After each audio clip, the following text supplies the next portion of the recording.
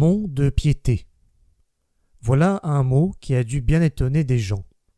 Ceux qui ont été rue des Blancs-Manteaux, rue Bonaparte ou chez les commissionnaires, n'ont pas eu le plus petit mont à gravir, et quand on leur a prêté de l'argent à 9% en leur demandant comme garantie leur montre ou leur paletot, ils ont sans doute cherché vainement où pouvait être l'œuvre de piété.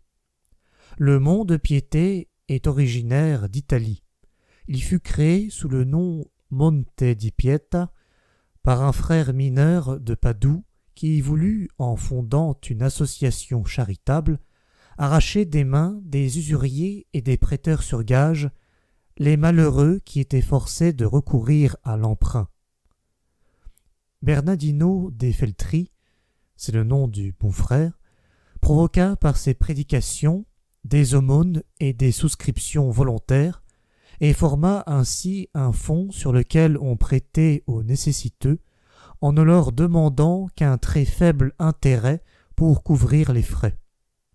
Encore, cet intérêt n'existait-il pas quand la somme prêtée était peu importante.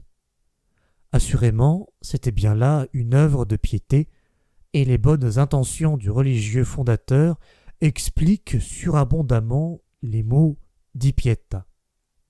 Quant à monte, il se dit en italien pour amas, accumulation, masse, aussi bien que pour montagne, et par conséquent, il répond ici à l'idée de collecte, de cotisation.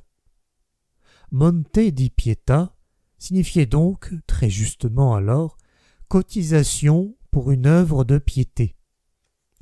Tous les établissements qui se sont formés dans la suite, à l'imitation du mont de piété, fondé par le charitable frère, n'ont peut-être pas assez exclusivement inspiré par un sentiment de protection et d'humanité.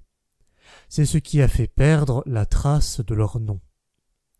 On a voulu venir au secours des pauvres sans rien compromettre, et si le bon Bernardino revenait en ce monde, pour aller voir chez nos commissionnaires les progrès qu'a fait son œuvre, nous croyons qu'il en sortirait le cœur navré.